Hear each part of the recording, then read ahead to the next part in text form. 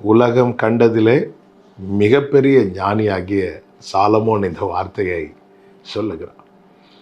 உன்னால் தீமையை விட்டு விலக முடியலைன்னா உனக்கு என்ன ஞானம் இருந்தாலும் அதனால் எந்த பிரயோஜனமும் இல்லை என்பதே இதன் அர்த்தம்.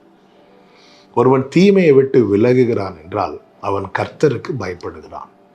கர்த்தருக்கு பயப்படுதல் தான் ஞானத்தின் ஆரம்பம்.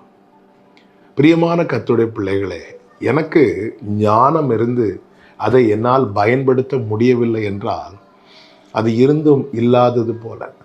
எனக்கு என்ன அதிகம் தேவை தெரியுமா? கர்த்தருக்கு பயப்படுகிற பயம். அந்த கர்த்தருக்கு பயப்படுகிற பயம் எல்லா நன்மைகளுக்கான ஆரம்பம். கர்த்தருக்கு பயப்படுகிற பயமே ஞானத்தின் ஆரம்பம். கர்த்தருக்கு பயந்து நான் தீமையை விட்டு விலகவில்லை என்றால் நான் என்னை ஞானி என்று சொல்லி என்னைத்தானே ஏமாற்றி கொண்டு இருக்கிறேன். நான் கர்த்தருக்கு பயந்து தீமையை விட்டு விலகுவேன், ஆனால் நான் ஞானியாக இருந்து எனக்கு எந்த நன்மையும் இல்லை என்று சொன்னால் நான் ஞானவான் அல்லவே. என்னுடைய செயலினாலே எனக்கு நன்மை உண்டாகுமானால், எனக்கு ஆரோக்கியம் உண்டாகுமானால் அதுதானே ஞானமான செயல். அதற்கு தான் வேதம் சொல்லுகிறது, நீ உன்னை ஞானி என்று எண்ணாதே, கர்த்தருக்கு பயந்து தீமையை விட்டு விலகு. ஞானவானாக என்ன செய்யணும்? கர்த்தருக்கு பயப்படணும்.